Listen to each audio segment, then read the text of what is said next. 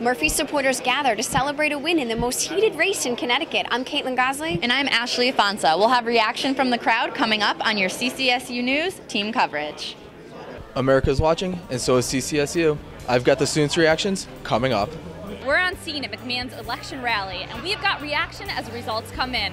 I'm Marrit Budny. More with the story coming up next.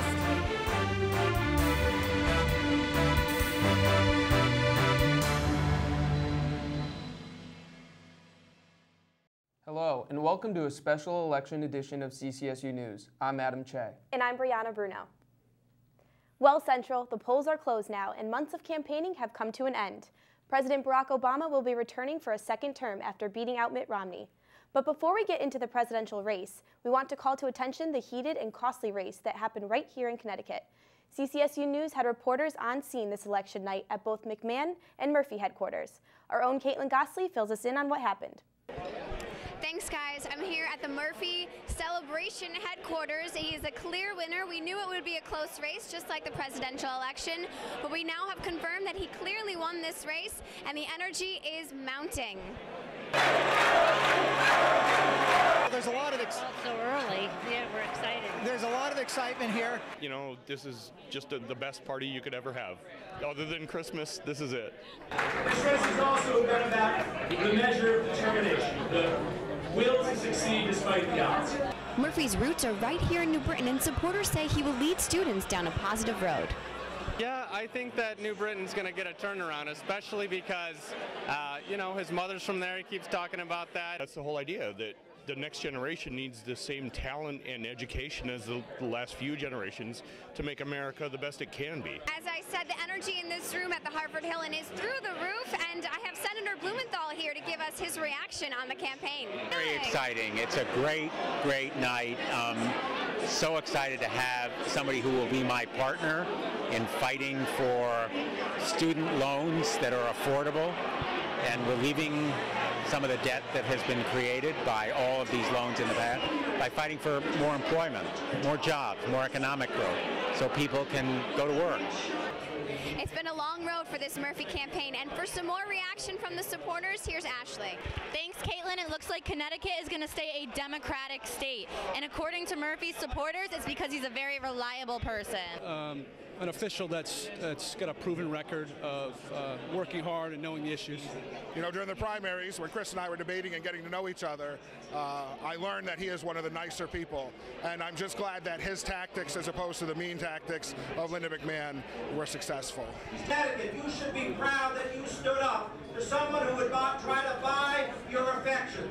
And I can now stand here today and say to you that I am proud to be your next United States Senator. With Murphy in office, his supporters say Connecticut is on the right track. He's a good guy, so I know that Murphy is going to do good for us, for the state of Connecticut. So there you have it, Central. Chris Murphy is your new state senator. Ashley Afonso, CCSU News. Back to you guys. Thanks, Ashley. So with Chris Murphy winning the Connecticut Senate race, where does that leave Linda McMahon?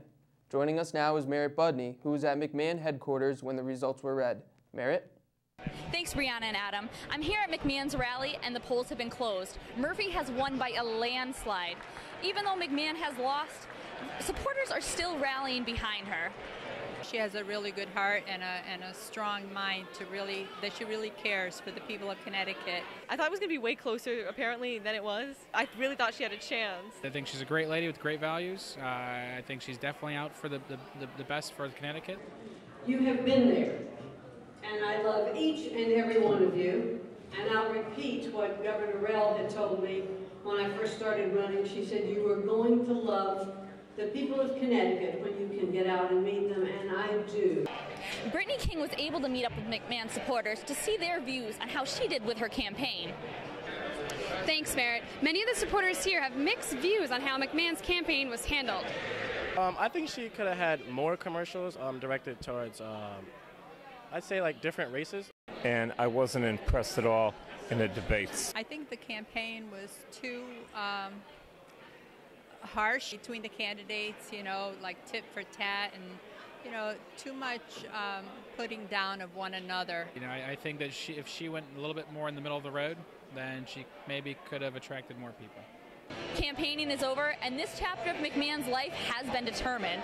So, where will we be seeing Linda McMahon in these next coming months? I don't think she's going to run again. I mean, I wish she would, but I think this might be it. I think she'll try again, and I hope she wins. After seeing $77 million invested into this campaign and all of it lost, I don't know how much more she's willing to invest. I hope that she continues to get involved and to make the state a better place, and I think she absolutely wants to. Next for Linda, I think she's definitely going to see what she can do to get in the House. I mean, I don't think she'd be done after this. I think third time's a charm. It was a tough night, but supporters feel this won't be the last of Linda McMahon. For CCSU News, I'm Bittany King. And I'm Marrit Budny. Back to you guys. Thanks, guys. Let's get back to our top story now. Barack Obama has been elected for a second term. The president won with 303 electoral votes, beating out Romney's 206. Our own Tim McDonald finds out how some CCSU students are reacting to the news. Tim? I'm here in the Student Center where people have gathered to watch the election results. And with the announcement of President Barack Obama being reelected, let's see how the students react.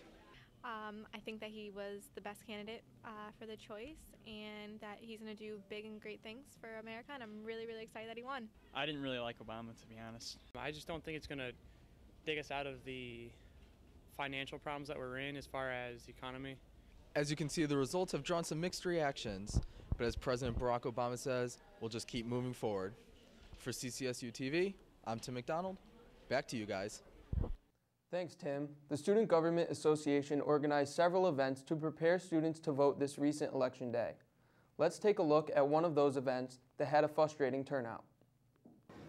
In addition, we're now able to transition. Organizers were hopeful attendance would be better at this live stream of the presidential debate. When we welcome President Obama. But with the number of empty seats, it seems here at Central, the election isn't quite at the top of some students' priority list. I'm busy, but that shouldn't be an excuse. So I guess I'm just turned off by them. Are you interested in the election at all? Not really. I haven't really been following it. And it's not just at Central young people are showing this kind of apathy. In a recent Pew Research poll, young voters are, quote, significantly less engaged in this year's election than at a comparable point in 2008. Voters younger than 30 who are following campaign news very closely is roughly half what it was at this point 4 years ago. And that's what frustrates me, the engagement. The students, they're not really engaged in political life. Meet Pepin Magushi, an active member of campus government. He organized a live stream of all 4 presidential debates here on campus. So if we were going to watch it all together, the whole thing, the whole time, I think people will have a better understanding what's going on. And even though there were more empty chairs than students, he still remains hopeful. It is a bit frustrating, but there is hope. Pepin is a native to Albania and won't be allowed to vote in this election.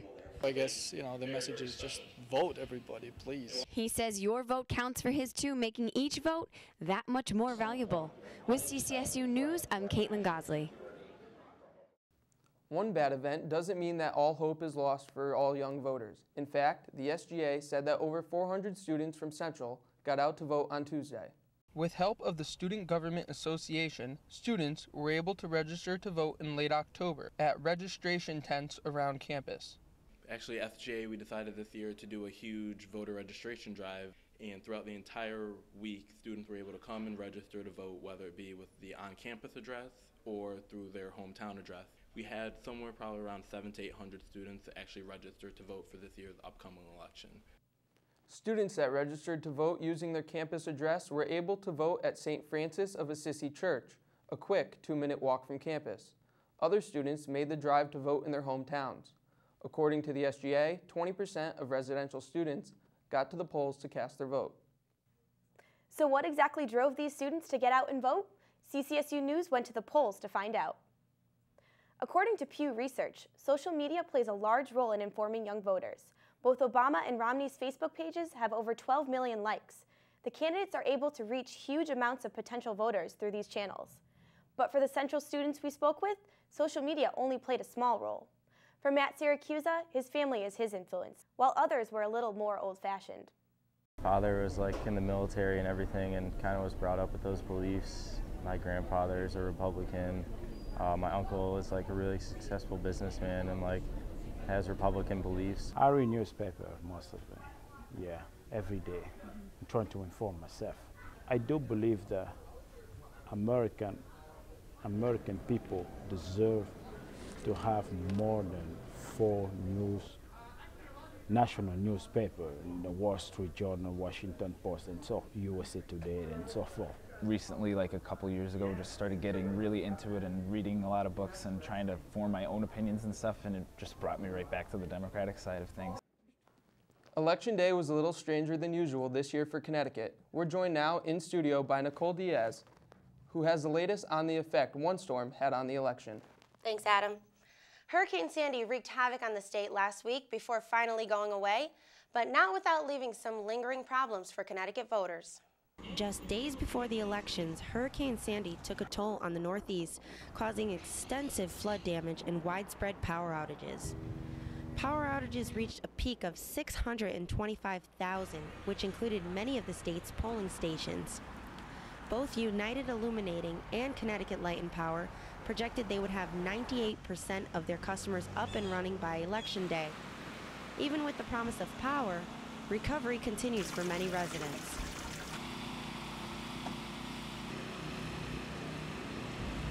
I haven't been able to recover any of my most priceless momentums, including furnace, washer, dryer, electrical boxes, everything.